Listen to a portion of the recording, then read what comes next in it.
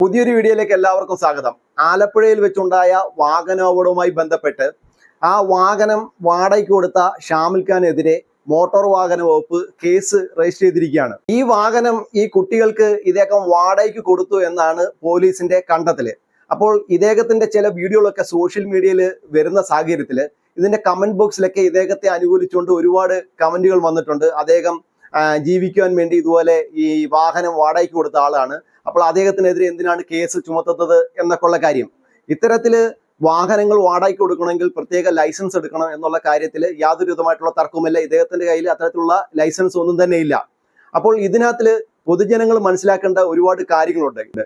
അതായത് ഇപ്പോൾ പോലീസ് സ്റ്റേഷനും അതുപോലെ മോട്ടോർ വാഹന വകുപ്പിന്റെ ഒക്കെ ഓഫീസുകൾ കയറി ഇറങ്ങി നടക്കുകയാണ്. ഇദ്ദേഹത്തിനെതിരെ ഒരുപാട് നിയമ നടപടികൾ വരും. ഇദ്ദേഹത്തിന് ഒരുപാട് സാമ്പത്തിക നഷ്ടം ഉണ്ടാവും. അതിലേക്കൊക്കെ നമുക്ക് കടന്നല്ല. അപ്പോൾ ഇത് ഏതൊരു സാധാരണക്കാരനും പറ്റാവുന്ന ഒരു പറ്റാണ്.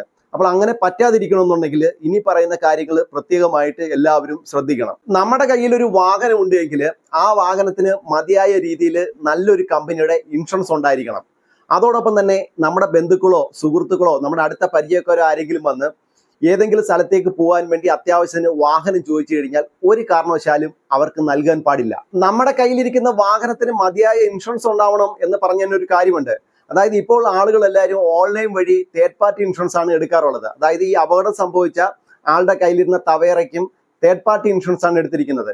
കുറെ കാലങ്ങൾക്ക് മുന്നേ എല്ലാ ആളുകളും ഫുൾ കവർ ഇൻഷുറൻസ് ആയിരുന്നു എടുത്തുകൊണ്ടിരുന്നത്. ഇപ്പോൾ ഇങ്ങനെ കേന്ദ്ര സർക്കാർ ഇൻഷുറൻസിന്റെ റേറ്റുകളൊക്കെ കൂട്ടിയത് കാരണം എല്ലാവരും തേർഡ് പാർട്ടി ഇൻഷുറൻസിലേക്ക് ആശ്രയിച്ചിരിക്കുകയാണ്. അപ്പോൾ ഇദ്ദേഹത്തിന്റെ കാര്യം തന്നെ എടുക്കാം. അതായത് ഈ ടവേറയുടെ ഉടമയുടെ കാര്യം തന്നെ എടുക്കാം. അത്തരത്തിലുള്ള 2000 cc പുറത്തോട്ടുള്ള എല്ലാ വാഹനങ്ങൾക്കും ഏകദേശം 12,000 രൂപ പുറത്താണ് തേർഡ് പാർട്ടി ഇൻഷുറൻസ് തന്നെ.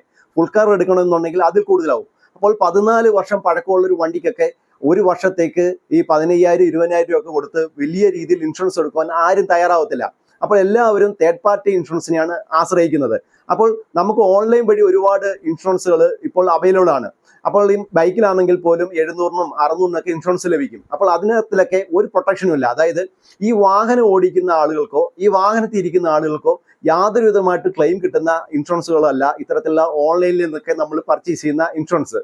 എന്നാൽ നമ്മൾ പ്രത്യേകമായിട്ട് ഇതുപോലെ തേർഡ് പാർട്ടി ഇൻഷുറൻസ് എടുക്കുന്ന സമയത്ത് ഈ ഡ്രൈവറിനെയും കൂടെ ഇൻഷുർ ചെയ്യുന്ന അതിനകത്തുള്ള ചില പോളിസികളുണ്ട്. അതും കൂടെ അതിന്റെ കൂടെ ആഡ് ചെയ്തെടുക്കുകയാണെന്നുണ്ടെങ്കിൽ ഇതുപോലെ ആക്സിഡന്റ് ഒക്കെ സംഭവിക്കുന്ന സമയത്ത് ഈ വാഹനം ഓടിക്കുന്ന ആളിനും അതുപോലെ തന്നെ ഇതിനകത്ത് ഇരിക്കുന്ന ആളിനും ഇൻഷുറൻസ് ലഭിക്കും. അല്ലെന്നുണ്ടെങ്കിൽ നമുക്ക് എതിരെ വന്ന് ഇടിക്കുന്ന ആളുകൾക്ക്, അതായത് നമ്മളുമായിട്ട് ആക്സിഡന്റ് ആവുന്ന അതായത് മറ്റുള്ള വാഹനങ്ങൾക്ക് മാത്രമേ ഈ തേർഡ് പാർട്ടിയിൽ എന്തെങ്കിലും കൊടുക്കുന്ന ഒരു സാഹചര്യം ഉണ്ടാവത്തുള്ളൂ. ഈ ഷാമിൽ ഖാൻ എന്ന് പറയുന്ന വ്യക്തി ഈ കുട്ടികൾക്ക് വാടകയ്ക്ക് നൽകിയ ടവേറയുടെ കാര്യം തന്നെ എടുക്കാം. അതിന് തേർഡ് പാർട്ടി ഇൻഷുറൻസ് മാത്രമേ ഉണ്ടായിരുന്നുള്ളൂ. അപ്പോൾ ഇതിനകത്ത് സഞ്ചരിച്ച ഈ വിദ്യാർത്ഥികളൊക്കെ ചെറുപ്പക്കാരാണ്. അവർക്ക് അന്നേരം ഇൻഷുറൻസ് ക്ലെയിം ചെയ്യാൻ വേണ്ടി കേസ് നടത്തുന്ന സമയത്ത് കോടികൾ ഇൻഷുറൻസ് നൽകേണ്ടി വരും ഈ ഇൻഷുറൻസ് കമ്പനികൾ.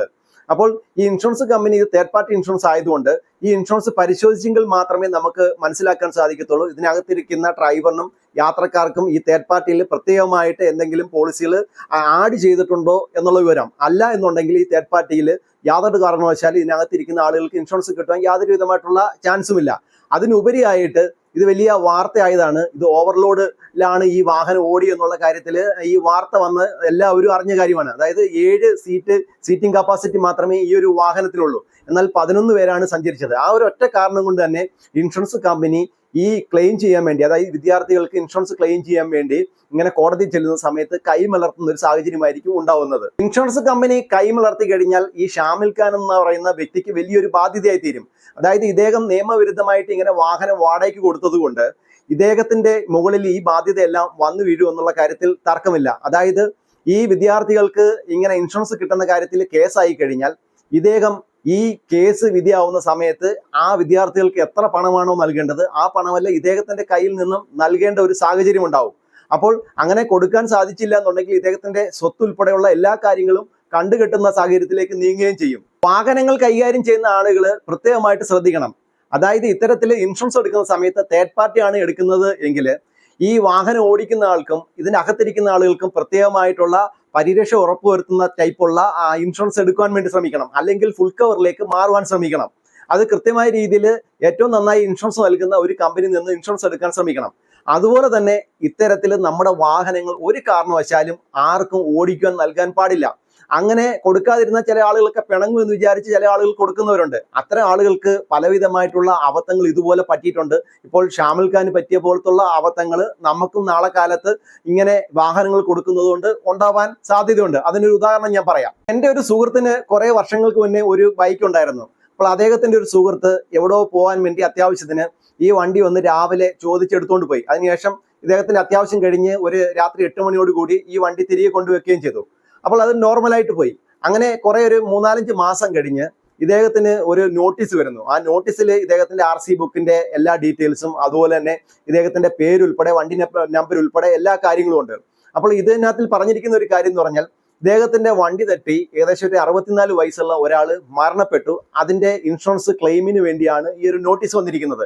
അപ്പോൾ ഇദ്ദേഹത്തിന് ഇത് അന്വേഷിച്ച് ചെന്ന സമയത്ത് ഈ ഒരു വണ്ടി തട്ടിയാണ് ഇദ്ദേഹം മരിച്ചത്. അപ്പോൾ ഇദ്ദേഹത്തിന്റെ ഇൻഷുറൻസ് ക്ലെയിമുമായി ബന്ധപ്പെട്ടാണ് ഈ കാര്യങ്ങളെല്ലാം ചെയ്യേണ്ടത് എന്ന് പറഞ്ഞു. അപ്പോൾ ഇദ്ദേഹത്തിന്റെ കയ്യിൽ ഈ ബൈക്കിനുണ്ടായിരുന്നത് തേർഡ് പാർട്ടി ഇൻഷുറൻസ് ആയിരുന്നു. അപ്പോൾ എന്തൊക്കെയോ കാരണം കൊണ്ട് ഈ ഇൻഷുറൻസ് കമ്പനി കൈമലർത്തി ഇദ്ദേഹത്തിന്റെ കയ്യിൽ നിന്ന് ഏകദേശം 8.5 ലക്ഷം രൂപ ആ കുടുംബത്തിന്, അതായത് ഈ മരിച്ചുപോയ ആളുടെ കുടുംബത്തിന് കൊടുക്കേണ്ടുന്ന ഒരു സാഹചര്യം ഉണ്ടായി. അപ്പോൾ ഇദ്ദേഹം ഇങ്ങനെ അന്വേഷിക്കുകയാണ്. ഇദ്ദേഹം ഈ വർഷങ്ങൾക്കിടയിലൊന്നും ആർക്കും തന്നെ ഈ വണ്ടി കൊടുത്തിട്ടില്ല. ഈ ഉറ്റ സുഹൃത്തിന് മാത്രമേ വണ്ടി കൊടുത്തുള്ളൂ. എന്നാൽ ഈ സുഹൃത്തിനോട് നിന്ന് ഇങ്ങനെ എൻ്റെ വണ്ടി കൊണ്ടുപോയിട്ട് ആക്സിഡന്റ് ആയോ എന്നുള്ള വിവരമൊക്കെ ചോദിച്ചിട്ടും അദ്ദേഹം ഒരു കാരണവശാലും ഈ സുഹൃത്ത് ഒരു കാരണവശാലും സമ്മതിച്ചില്ല എന്നുള്ളതാണ് വേറൊരു തമാശ എന്ന് പറയുന്നത്. അവസാനം ഇദ്ദേഹത്തിന്റെ കയ്യിൽ നിന്ന് തന്നെ 8.5 ലക്ഷം രൂപ മുടക്കി ആ ഒരു കേസ് ക്ലോസ് ചെയ്യേണ്ട ഒരു അവസ്ഥയുണ്ടായി. അപ്പോൾ അത്തരത്തിലുള്ള സാഹചര്യത്തിലേക്കൊക്കെ നമ്മൾ ചെന്ന് ചേരും. നമ്മളടുത്ത് വളരെ അടുപ്പത്തോടെ സ്നേഹത്തോടെ വന്ന് വണ്ടി വളരെ കാര്യമായിട്ട് വാങ്ങിച്ചുകൊണ്ട് പോകും. എവിടെയെങ്കിലും കൊണ്ടുപോയി തട്ടി ആരെങ്കിലും മരണപ്പെടുകയോ അല്ലെങ്കിൽ എന്തെങ്കിലും ബുദ്ധിമുട്ടുണ്ടാകുകയോ ചെയ്തു കഴിഞ്ഞാൽ അതിന്റെ പൂർണ്ണ ഉത്തരവാദിത്വം RC ഓണർക്ക് തന്നെ ആയിരിക്കും. അതിൽ യാതൊരു വിധമായിട്ടുള്ള തർക്കവുമില്ല. അപ്പോൾ ഇതൊക്കെ മനസ്സിലാക്കി വേണം മറ്റുള്ളവർക്ക് നമ്മുടെ വണ്ടി നൽകേണ്ടത് എന്ന് ഓർമ്മ വെക്കണം. അത് വളരെ വ്യക്തമാക്കി തരികയാണ് ഇത്തരത്തിലുള്ള സംഭവങ്ങൾ.